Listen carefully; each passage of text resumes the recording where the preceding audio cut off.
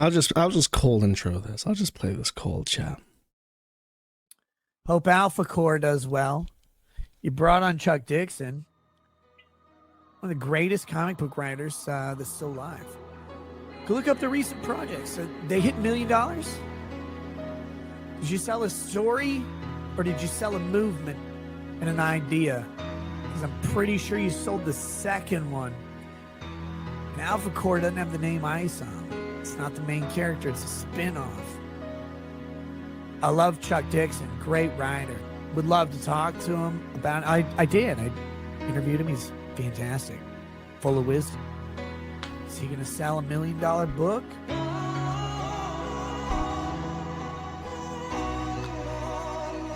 Okay, this is song, people, whenever I posted this video and everyone's like, that's from Berserk, that's an anime. Bro, it sounds like 80s music, okay? I don't give a fuck if it's from an anime. It does not sound like anime music. So,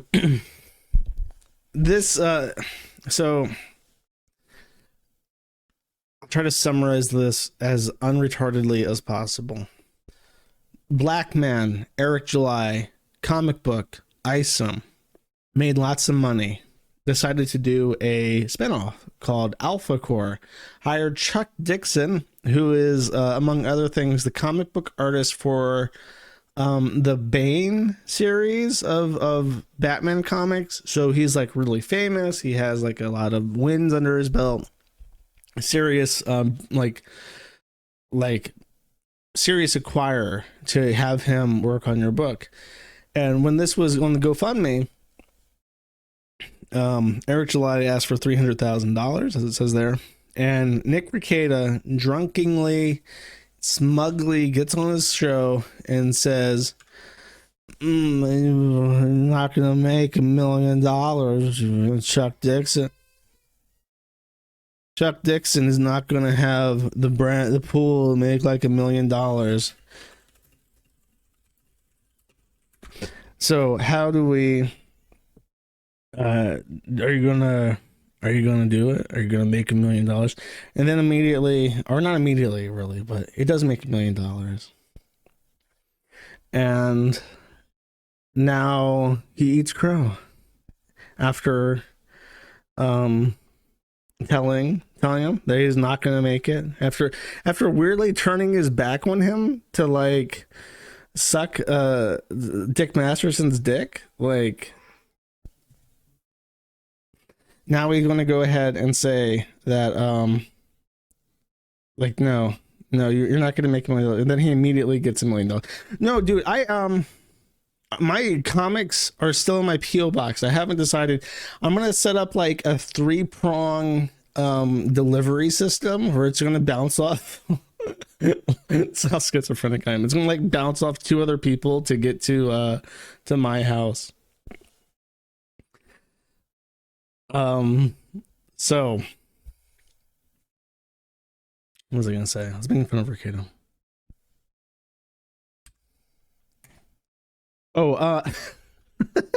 So I stole this shamelessly from Bits Tits, and I posted it to the social media platform formerly known as Twitter. And I can't show this to you because I don't know how to bring this up. However, actually, I can. Hold up. I can show this to you. I'm going to out him.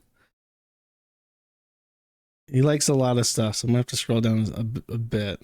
Ah, there it is.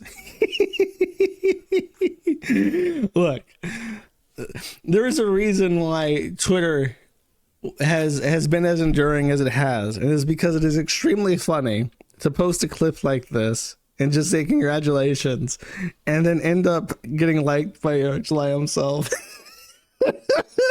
So now you can rest assured knowing that Eric July has seen this clip and he's smuckled at it and then liked it.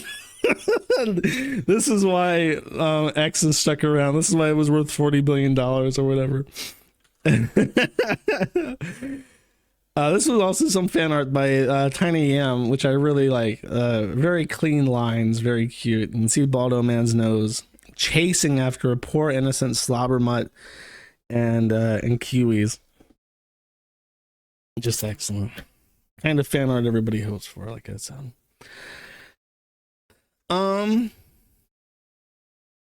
Okay, now these are unrelated. This is Rekieta kind of seething over over Warski, and I guess I'll play all of this. Sligo says, Nick, why are you drinking whiskey on stream? Don't you know that Warski will make fun of you over it? No, I don't know that at all. Is Warski making fun of me? That's too bad. I always liked Andy. When Andy got canceled by everybody, I think for lighting his nipple hair on fire and doing a bunch of cocaine, and he decided to come back and embrace the moniker of the retarded Phoenix, where he would rise again from the ashes. People may not know this. Andy Warski, I was the first show that he came back on for his quote unquote redemption arc. I've always liked Warski. If he's decided to like come after me or criticize me or whatever, Warski, why? I don't know what his issue would be. Considering I've always been super nice to him. Everything I've done with him has been on the complete up and up. Recommended him. People, he was thinking of going after some crazy people. I can't talk about exactly what he was talking about doing because of various things, but he was really down bad for a while.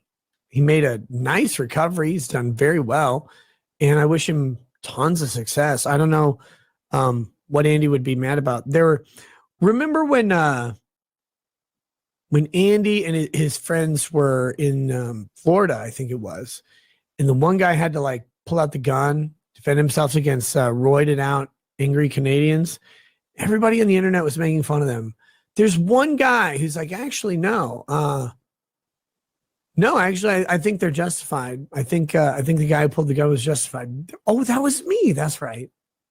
That was me. There's one guy who actually stood up for Andy in that. Is he going to criticize me for drinking? Well, that'd be too bad. He can make fun of me over drinking all he wants. I don't care. Look, Andy's always been a decent dude. I like him. I don't know if he's been saying anything untoward or weird, but it's weird if he has, because I've always been on his side. I've never done anything bad to him. Birthday. What the fuck? Review Tech USA. I don't know what I've ever done to Google and YouTube to make them want to force me to watch Review Tech USA. But I'm glad I canceled YouTube Premium now, motherfuckers.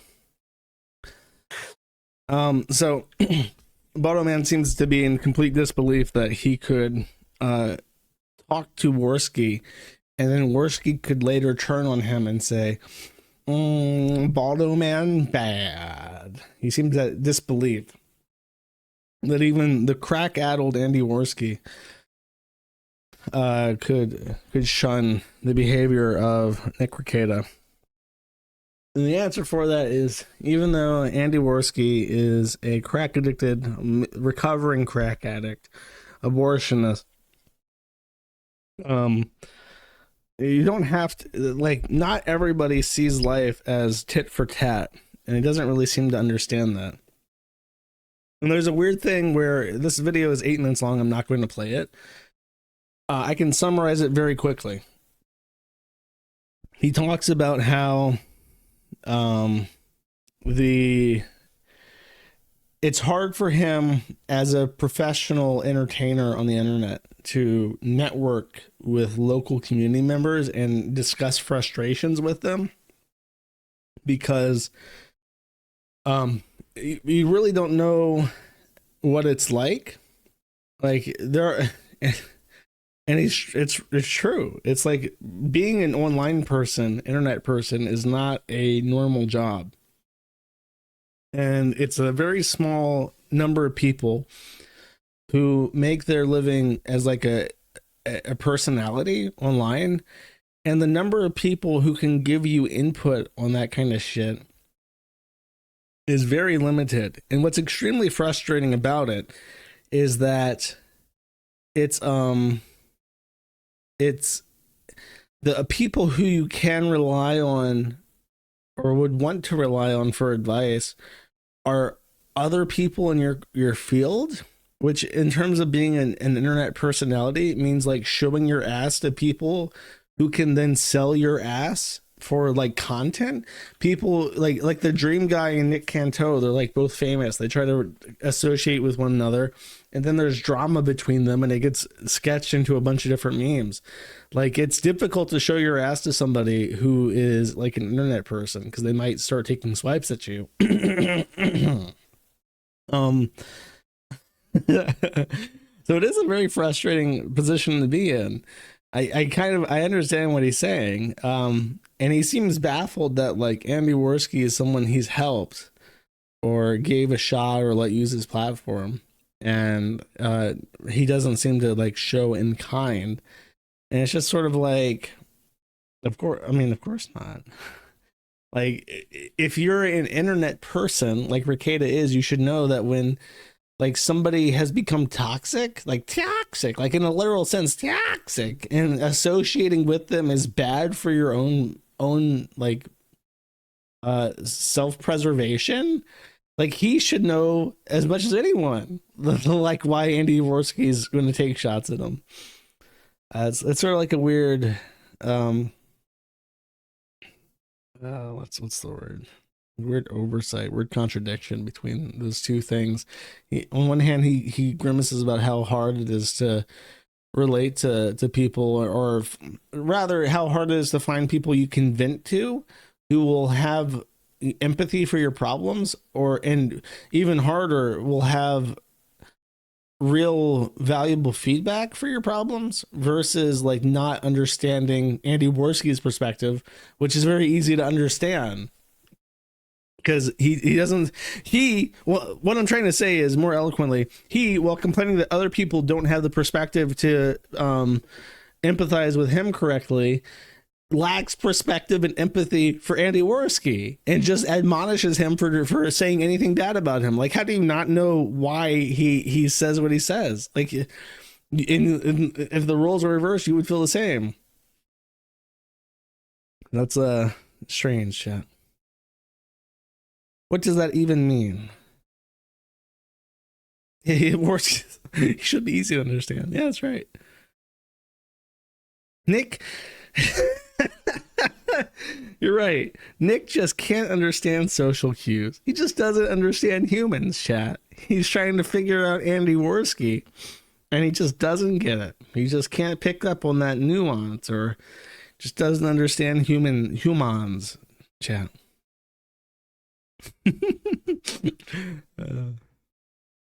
Thank you for watching this clip. This is the CACA. Remember to like and subscribe.